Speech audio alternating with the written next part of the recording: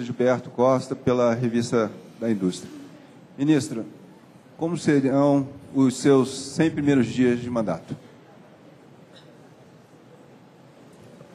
Bem, primeiro eu acho que dificilmente qualquer candidato faria esse tipo de...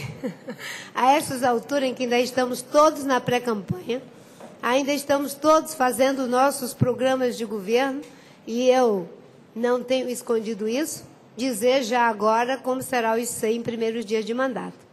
Obviamente que o que está delineado como as linhas fossas das nossas prioridades já vão se desenhando em relação aos compromissos que assumimos. Obviamente que um compromisso com a estabilidade econômica, não é? Continuar com meta de inflação e inovando, porque não se pode controlar a inflação apenas com elevação de juros, como falei anteriormente, mas inclusive reduzindo o gasto público, e isso são compromissos que já estão estabelecidos. Agora, ainda estamos no começo desse processo. Próximo, por favor. Boa tarde, senadora Larissa, do Portal Terra. Na sabatina da senhora, a senhora disse que no primeiro turno as pessoas votam em quem acreditam, mas que no segundo, não sei se eu entendi bem, se desviaria para o pior. Eu queria que a senhora desenvolvesse esse raciocínio, por favor. Esse raciocínio, eu acho que ele é autoexplicativo. Não é? É autoexplicativo. No primeiro turno, você vota em quem você acredita. É o candidato do coração. E é assim que as pessoas colocam o seu candidato no segundo turno.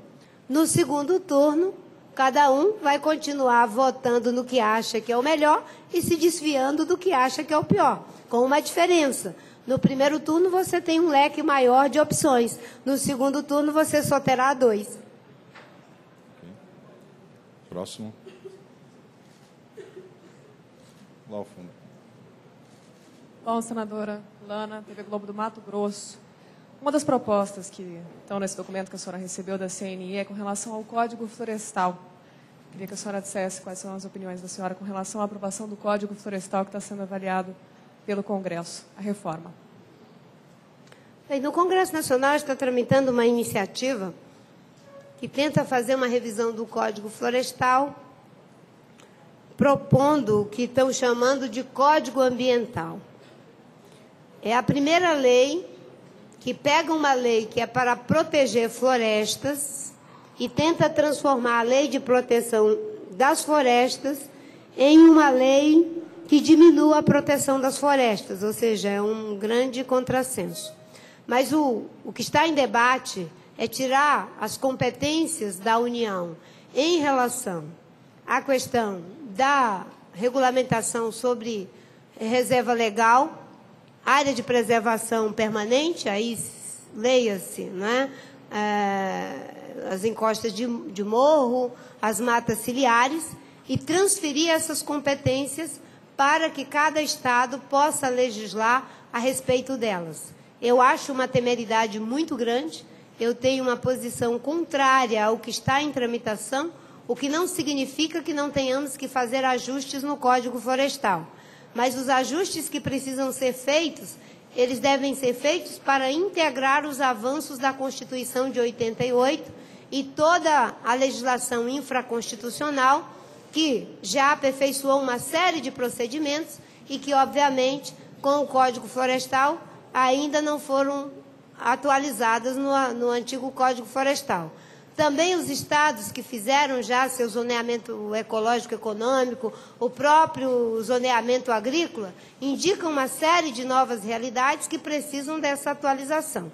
O problema é que o viés que vem sendo dado para a discussão do Código Florestal é como relativizar a proteção das florestas. E isso não é a finalidade de um Código Florestal, né? Obviamente que precisaremos tratar das questões da recomposição de reserva legal, como é que a gente faz para que a gente possa fazer, não é, a compensação em bacias de outras áreas, quando não é possível fazer na mesma propriedade, desde que na mesma bacia hidrográfica. Então, são uma série de atualizações que precisam ser feitas, mas não na lógica do que está sendo proposto por parte da bancada ruralista e que começou esse processo com o governo do Estado de Santa Catarina, que tenta flexibilizar por lei estadual uma lei federal.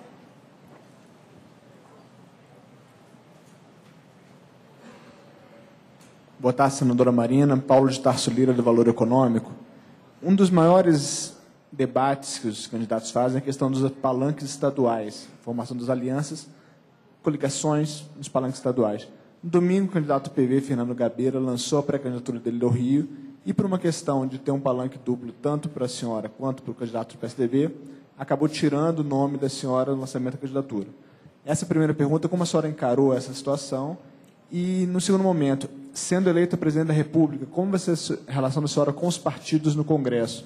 Que muito se falou, tanto na época do Fernando Henrique como na época do presidente Lula, que se formava um balcão de negócios com o Congresso para se aprovar os projetos de interesse. Qual a relação do governo da senhora com o Congresso Nacional? Bem, em relação à questão do Rio de Janeiro, eu vou até preferir que o Sirquis possa falar rapidamente, porque ele é o presidente do PV do Estado do Rio de Janeiro, e ninguém melhor do que ele para poder falar sobre o Rio de Janeiro, só com uma venha, né? As pessoas fazem uma confusão como se o Gabeira, no Rio de Janeiro, estivesse apoiando o PSDB e o Democrata, quando, na verdade, é o PSDB e o Democrata que está apoiando o Gabeira, por entender que o Gabeira é melhor para o Rio de Janeiro. E o Gabeira, reiteradas vezes, tem dito que ele está com o projeto nacional do PV, que ele foi um grande incentivador. Mas, para os detalhes dessa coligação, aí o Sirquis, que é o presidente do partido, pode falar melhor do que eu.